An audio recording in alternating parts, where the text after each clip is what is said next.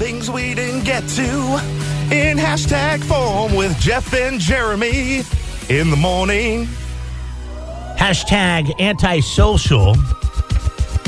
New study reveals that men's interest, meaning how interesting they are, peaks around the age of 39. Men are most interesting at the age of 27.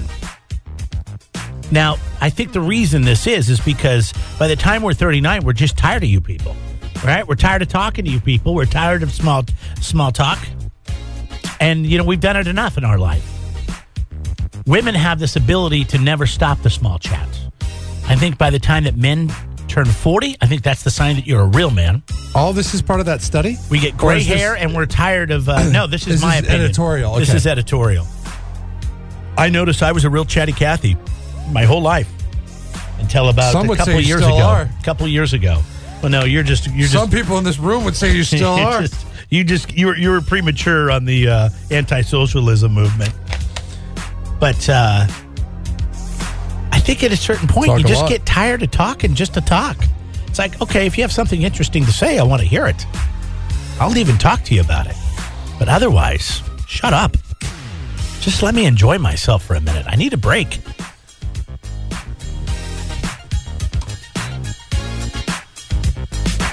So on that, should we take a break? I feel bad. I feel bad anything I say now. Well, I feel like I'm going to be wasting your time.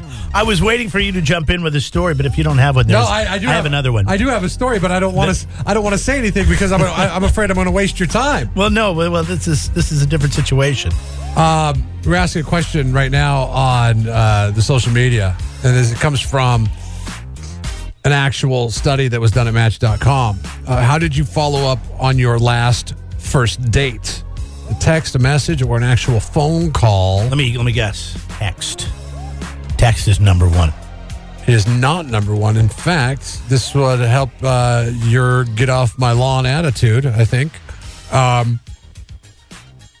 According to a Match.com survey, they found out that a whopping 80% of singles prefer to talk on the phone after their first date.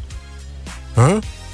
Well, then it must have went well. Old-fashioned is still winning out on this one, huh? This is where I'm at. And, of course, I haven't been on a first date in over 23 years. But here's the deal. If I was to go on a date, I would be so nervous I'd screw it up the whole time that by the time it was over, if it went well, there was a kiss or something at the end of the night, or just plans that we would get together again, I would be so afraid to call the person and screw it up the second date that I would want to text them, because then I could be limited in what I'd say. And then I could just say something nice and then wait for them to respond. I wonder how people would respond if you got a text message after the first date. Like, I think there's a little bit of reading into the method of message delivery.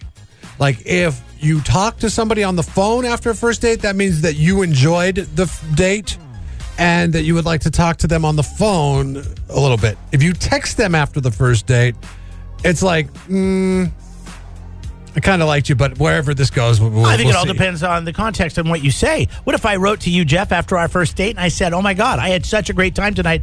I can't wait to see you again. And then now it's in your corner. Why couldn't you have called me and said that? Because that's all I had to say. Honestly, because I figured I'd put my foot in my mouth and I'd screw up our second date. I would have said, God, this guy must be 39 because he's boring as hell in his text message.